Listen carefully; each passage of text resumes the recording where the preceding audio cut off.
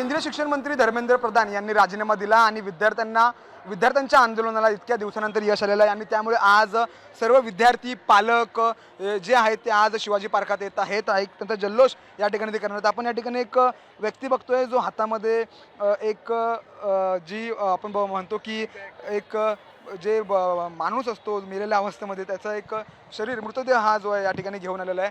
क्या बताना चाहेंगे, क्या लेके आए आप? ये मैं जो बच्चे जो शहीद हुए हैं मैं उनके लिए आवाज़ उठाना चाहता हूँ, क्योंकि उनके माँ बाप ने बहुत मेहनत की है। ऐसा नहीं कि सिर्फ नीट के लिए, बचपन से उन्होंने जो पैदा किया और जब तक उन्होंने उनकी क्वालिफिकेशन के ऊपर इतना खर्चा किया है, तो उनके मैं चाहता हूँ कि उनको गवर्नमेंट मुआवजा दे ताकि वो अपनी ज़िंदगी गुजार सके। क्योंकि बहुत सौ ने अपना सोना बेचा होगा, किसी ने बैंक से लोन लिया होगा, बच्चे तो चले गए, उनकी उम्मीद भी चली गई। तो एटलीस्ट मैं चाहता हूँ कि गवर्नमेंट उनको सपोर्ट करे।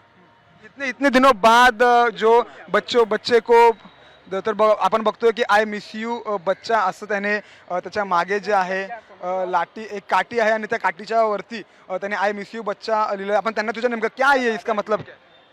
हर माँ बाप की उम्मीद ये रहती है कि मेरे बुढ़ापे का सहारा मेरा बच्चा मेरी लाठी बने। तो आज वो बच्चा नहीं है। दुनिया का नियम परिवर्तन है, अगर परिवर्तन होगा तो बहुत अच्छा होगा। कॅमेरामॅन नितीन सह मी सूरज मसूरकर, साम टीव्ही, मुंबई.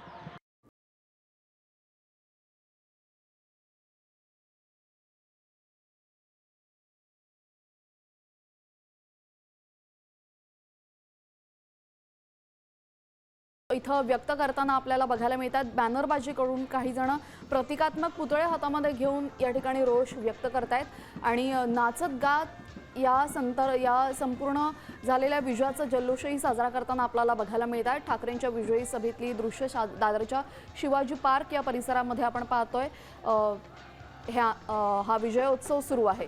कॉक्रोच जनता पार्टीचं हे आंदोलन यशस्वी झाल्यानंतर हा विजयोत्सव आपल्याला बघायला मिळतोय.